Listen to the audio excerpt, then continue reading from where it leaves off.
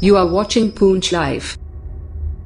जिंदाबाद नेशनल कांग्रेस जिंदाबाद India alliance जिंदाबाद जिंदाबाद गुलामियत पार्लियामेंट ऑफ लॉर्बी जिंदाबाद गुलामियत पार्लियामेंट ऑफ लॉर्बी जिंदाबाद गुलामियत पार्लियामेंट जिंदाबाद खान साहब कदम बढ़ाओ हम तुम्हारे साथ हैं जिंदाबाद नेशनल कांग्रेस जिंदाबाद डॉक्टर फारूक अब्दुल्ला साहब जिंदाबाद जिंदाबाद जिंदाबाद कश्मीर का क्या इंशान हिंदू मुस्लिम सिख कश्मीर का क्या इंशान हिंदू मुस्लिम सिख और जम्मू कश्मीर नेशनल कॉन्फ्रेंस जिंदाबाद जिंदाबाद। मेरा नाम Gurpreet Singh, joint secretary youth National Conference Jammu प्रॉविंस।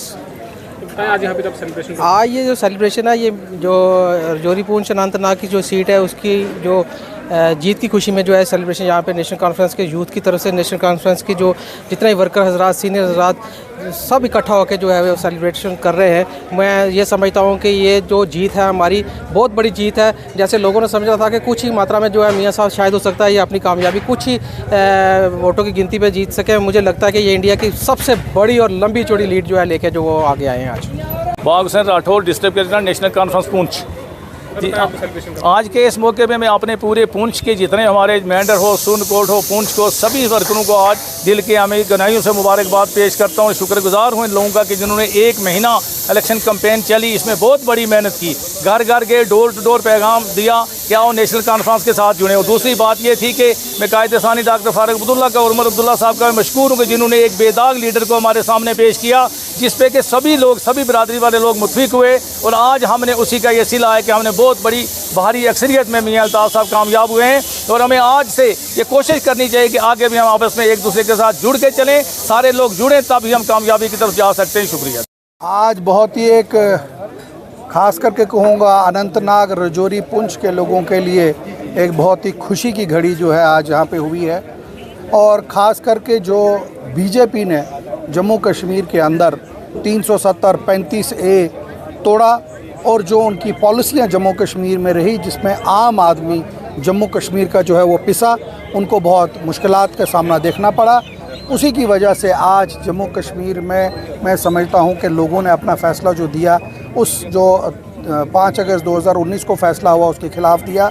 और मैं फिर से कहूँगा कि ये जो अनंतनाग पार्लियामेंट्री सीट है, अनंतनाग रजौरी पुंछ, इसमें मैं तमाम अपने वर्कर हजरात को मुबारकबाद देता हूँ, अपने साथियों को मुबारकबाद देता हूँ। और हवेली कॉन्स्टिट्यूंसी पुंछ में, जिसमें लगभग 70 से 80% वोट, एग्जैक्ट डाटा अभी आया नहीं है, 47 से 48 हज़ार के करीब हमने वोट लिया है और भारी लीड है, 20 से 25 हज़ार, फिगर अभी एग्जैक्ट नहीं है, उसकी लीड है, हमने जीती है। और इस जीत का जो क्रेडिट है मैं पुंछ हवेली कॉन्स्टिट्यूंसी के लोगों को देता हूँ, यहाँ की आवाम को देता हूँ। और ख़ासकर जो लोग अलग अलग बातें करते थे, अलग अलग स्टेजों से बात करते थे, वो सोचते थे कि हम अलग अलग बात करके किसी तरीके से नेशनल कॉन्फ्रेंस को नुकसान पहुंचाएंगे, हमने उनको जवाब वहां नहीं दिया।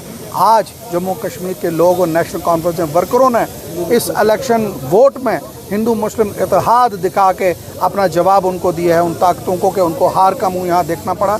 मैं ये समझता हूँ आज नेशनल कॉन्फ्रेंस की जीत जो है ये सबकी जीत है। और दिल में एक दुख ज़रूर है उमर अब्दुल्ला साहब का कि वो आज की सीट जो नहीं जीत पाए, लेकिन उसमें मैं ये कहना चाहूँगा कि इंजीनियर रशीद साहब जो जेल से लड़े और एक सीट जो है हिंदुस्तान में वो भी जेल से लड़े, लोगों को शायद ये लगा कि शायद ये अगर हम सीट उनको जिताएं तो वो जेल से बाहर आएंगे। मुझे उसके लिए उमर साहब के लिए उनकी हार पे एक दुख है, लेकिन साथ ही साथ जो हमारी सीटें जीती हैं इनमें भी फारूक अब्दुल्ला साहब का और उमर अब्दुल्ला साहब की एक बहुत बड़ी कंट्रीब्यूशन है। उस कंट्रीब्यूशन से जीते हैं। और जम्मू कश्मीर नेशनल कॉन्फ्रेंस का एक एक वर्कर, वो पुंछ के बॉर्डर से लेके लखनपुर तक और लखनपुर से लेके कश्मीर वादी तक और लद्दाख तक, उन सब ने एक आज जो है एश्योरेंस दी है उमर अब्दुल्ला साहब को। और हमारी हर कॉन्स्टिट्यूंसी में बात हो रही है, वो तमाम वर्कर इस वक्त उमर अब्दुल्ला साहब के साथ खड़े हैं। और हमें जम्मू कश्मीर की लड़ाई के लिए कोई सीट के लिए हमारा क्राइटेरिया नहीं है, हमारे जद्दोजहद तब तक जारी रहेगी जब तक जम्मू कश्मीर को उसका खसूसी हक और जम्मू कश्मीर का जो स्टेटस है वो वापस हमें नहीं मिला। जैसे कि बीजेपी का एक नारा था कि इस बार 400 पार, तो पूरे अगर इंडिया की बात करें तो इस वक्त जो रिजल्ट सामने आए तो क्या कहेंगे? देखिए 400 पार का उनका नारा, में उसकी उनकी हवा निकल गई है, वो लोगों को पता चल गया है जो बीजेपी पहले अपने में ही बलबूते पे दावे करती थी, इस वक्त जो इधर उधर वो घूम रही है, लोग लीडरों के घर उन्हें घूमना शुरू कर दिया है। लेकिन हिंदुस्तान की आवाम ने ये फैसला कर दिया है और वो फैसला ये किया है कि नफ़रत की राजनीति जम्मू कश्मीर में नहीं चल सकती।